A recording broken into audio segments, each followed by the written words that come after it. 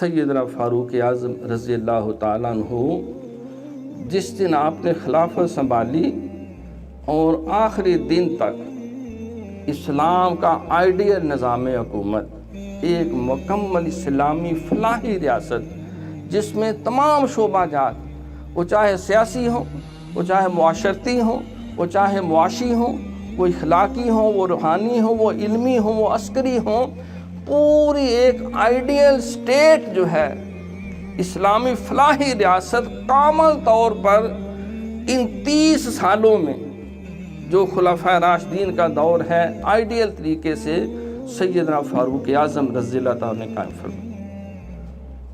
4000 مساجد پورے علاقے میں، 900 جامع مساجد، یعنی آپ کی سیرت اللہ۔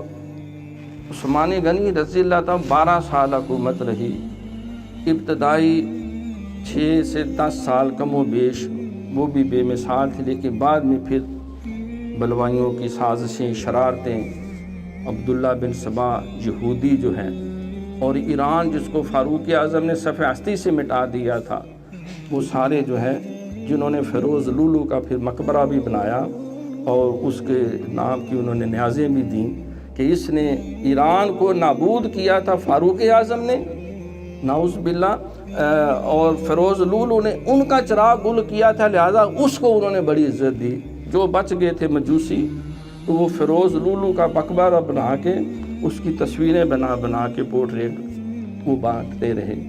کہ فاروق اعظم نے ہمیں نابود کیا تھا اور ان کا چراغ گل کرنے والا زندگی کا فیروز لولو ہے،